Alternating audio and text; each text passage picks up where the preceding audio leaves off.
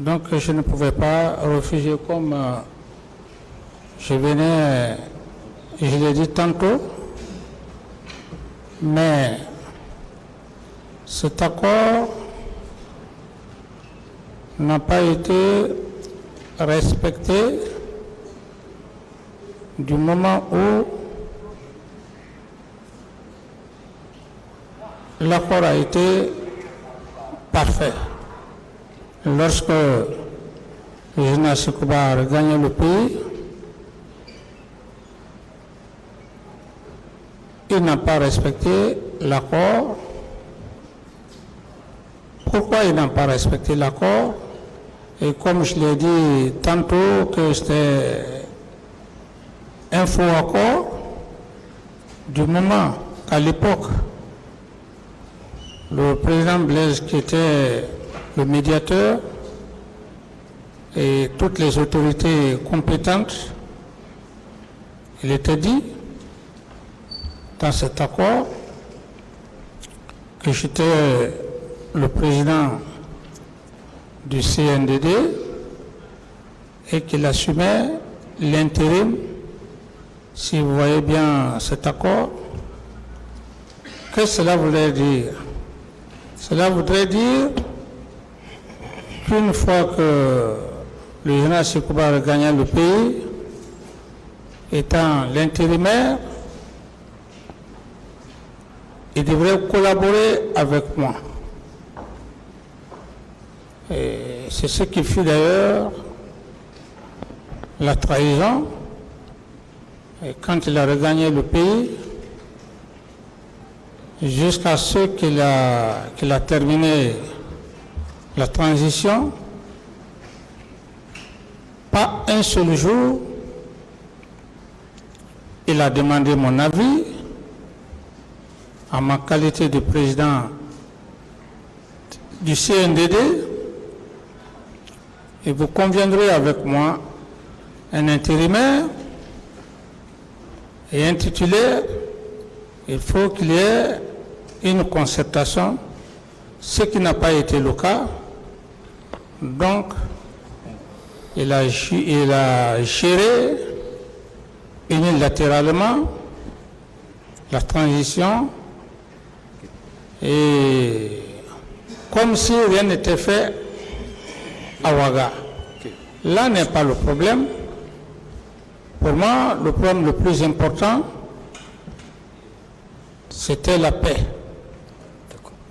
Et donc, monsieur Camara, oui. Voilà, et dès lors que vous recherchez la paix, dès lors que l'accord a été signé entre vous et celui qui était censé être le plus proche de vous, est-ce que peut-on considérer que la signature d'un tel accord serait la preuve d'un quelconque complot? Parce que l'accord, c'était pour la paix en Guinée, ce n'était ni contre Paul ni contre Pierre. Alors, est-ce qu'on peut considérer un tel accord comme étant la preuve d'un quelconque complot? C'est là, moi, mon problème. Par rapport à votre question, oui. C'est comme vous signez un accord, les clauses doivent être respectées, mais dès lors que les deux parties contractantes, la partie X et Y, dès lors qu'il n'y a plus de contact et que vous êtes carrément mis à l'écart, j'estime que c'était la suite du complot, mais de façon très rigide. Mais en toute sincérité, j'ai eu la volonté et je n'ai pas manifesté le manque de volonté. Alors c'est ce qui m'a fait dire que c'était un faux accord, parce que ce qui a été dit à Ouaga, il ne l'a pas respecté. Et donc, puisque c'était pour l'intérêt de la nation, j'ai gardé la patience et je l'ai laissé gérer la situation. Voilà, maître. Ok, bon, enfin, nous n'avons pas la même lecture, vous comprenez, de ces documents. Et on va continuer. Et vous avez suivi également vos avocats qui ont fait état des audios, des enregistrements audio. Vous avez le premier enregistrement audio qui est attribué à M. Sidya Touré. Et le second enregistrement audio est attribué à M. Nabik Youssouf Kérédi Bangoura. Alors, et c'est vous qui les avez remis ces audios? Ce sont des recherches. Ce sont des recherches personnelles des avocats. Oui. Ces audios-là, vous les avez depuis combien de temps? Parce que vous avez eu à dire ici, lorsque vous étiez en train de donner le récit de cette affaire, vous avez dit que vous avez des éléments que vous avez mis à la disposition de vos avocats, que vous verserez au dossier au moment venu. Alors, il s'agit de ces audios, non? Oui, maître, je crois que ce qui est important, oui, la provenance, ce qui est le plus important, c'est le contenu de l'audio qui s'avère extrêmement important. Monsieur Kamara, tout est important, hein, tout est important. On parlera du contenu, mais on est en train de parler pour le moment de la façon dont vous avez obtenu ces audios. Parce que quand vous prenez le premier audio, dans le premier audio qui laisse comprendre qu'il y avait une conversation téléphonique entre M. Sidya Touré et un autre monsieur au bout du téléphone et qui serait un proche à vous. Et alors, c'était qui au bout du téléphone? Maître, je crois que ce qui est important, ce qui est là-dedans, c'est le contenu, c'est ce qui est le plus important. Je ne l'ai pas inventé, parce que devant un tribunal criminel... Il veut connaître qui était l'interlocuteur de M. Sidya dans l'audio. Voilà. Je ne sais pas. Et qui vous a remis l'audio, M. Kamara? Je ne saurais répondre à cette question, maître. Ça fait combien de temps vous gardez cet audio par devers vous? Dès que je suis arrivé, pendant que j'habitais à l'hôtel Kaloum. Ok. Et donc, les deux audios étaient en même temps conservés par vous? Vous dites?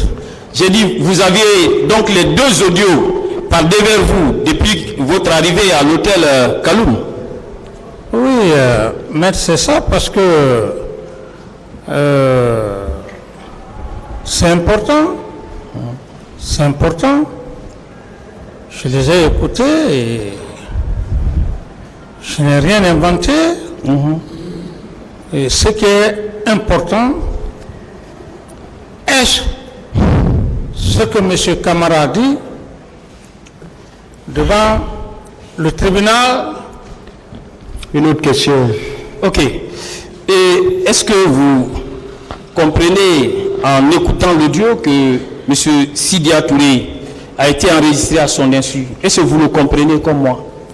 Je ne saurais répondre à cette question, maître.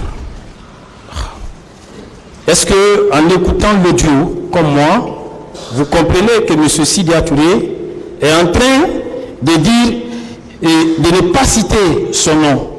Est-ce que vous n'avez pas vu que M. Sidya Touré ne voudrait pas que cet enregistrement audio parte loin? Vous n'avez pas compris ça? Oui, mais ça n'a aucune importance. Laissez-moi aller au bout de mes idées. Oui, allez-y, s'il vous plaît, allez-y. Oui. Mais ici, on n'a pas besoin de faire cadeau à qui que ce soit. Nous sommes devant un tribunal, nous sommes devant le peuple de Guinée. Nous sommes devant le peuple de Guinée. Chacun doit assumer ses responsabilités. Très bien. Monsieur Il n'y a pas de peur dans ça. Très bien, ça c'est bien compris. Saviez-vous, bon capitaine, que l'enregistrement d'une personne à son insu est une infraction à la loi pénale guinéenne? Vous le savez? De toutes les façons, ce qui est important, c'est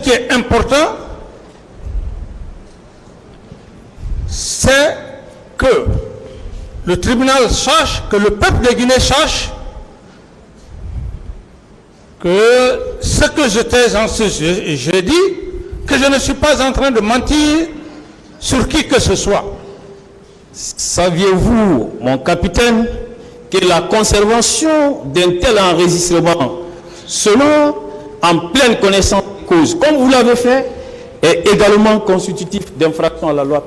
Si c'est par rapport à la vérité, une vérité que le peuple doit savoir, que le tribunal doit savoir, j'estime qu'il n'y a pas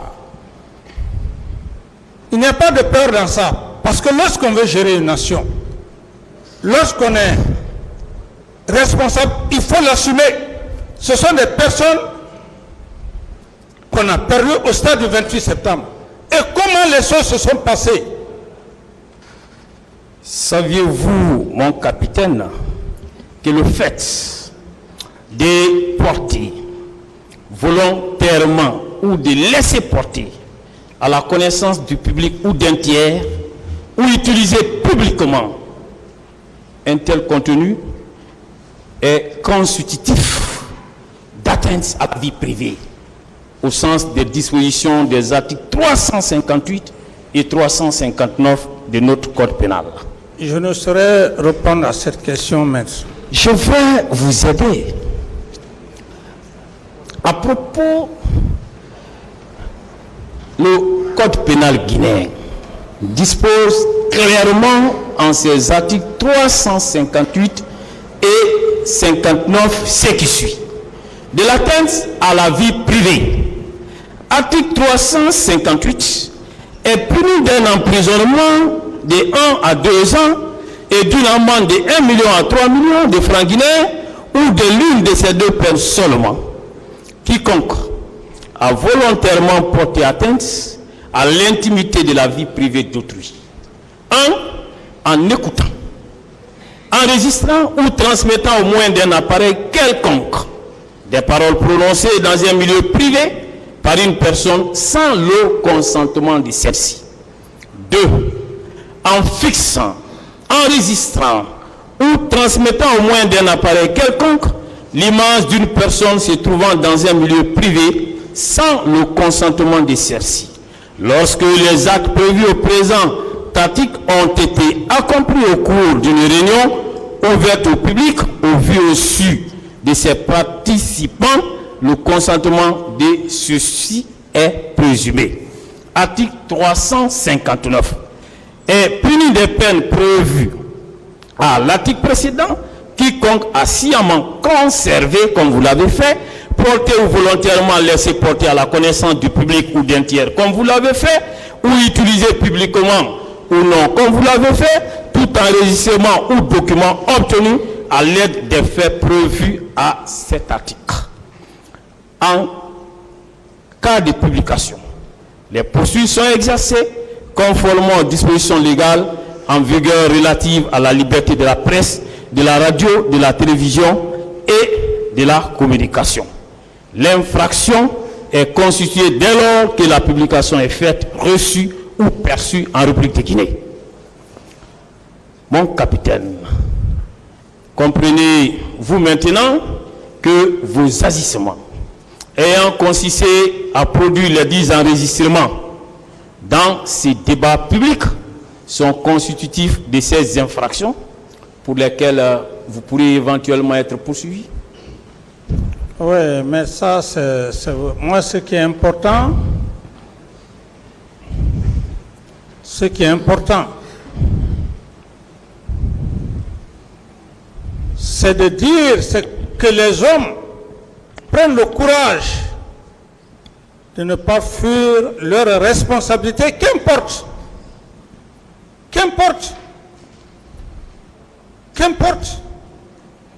Tout ce que vous êtes en train de dire, maître, ce qui est important, c'est si ce que j'ai dit devant le tribunal et devant le peuple de Guinée était faux. Tout le reste, tous les commentaires que vous faites, on ne peut pas, moi, m'utiliser comme un objet. J'ai démontré devant le tribunal que le peuple cherche. On ne peut pas cacher une histoire lorsqu'on veut servir une nation. Il faut l'assumer. Ok, merci. Donc, par rapport à ça, je n'ai plus d'autres réponses à vous donner. Merci. Je poursuis. Vous avez lu avec moi ici la lecture à haute et intelligible voix des propos attribués dans cet enregistrement audio à M. Sidya Touré. Vous avez compris que M. Sidya Touré, il a eu à parler des éléments et il n'affirme pas lui-même, il se questionne. Il dit, mais pourquoi M. Alpha Condé n'était pas là? Pourquoi Ségouba n'était pas là? Et il vous a fait une suggestion, une proposition de pistes d'enquête. Alors, et pour vous demander de mener vos enquêtes, est-ce que avez-vous mené des enquêtes par rapport à ces propositions faites par M. Sidya Touré dans cet audio? Mais je dis que, maître, oui. Si vous voulez, vous n'arrivez pas à me comprendre. Pendant plus de 10 ans, les gens ne veulent pas dire la vérité. Vous pensez que moi je vais rester là? Les gens sont au courant avec des preuves. Je ne fais que faire ce que je dois faire devant le tribunal et devant le peuple de Guinée. Qu'importe. Est-ce que dans le sens de cet audio, vous avez mené des enquêtes? C'est ça sa question. Monsieur le Président, pour répondre à maître, est-ce que je suis un procureur? Est-ce que je suis habilité à faire des enquêtes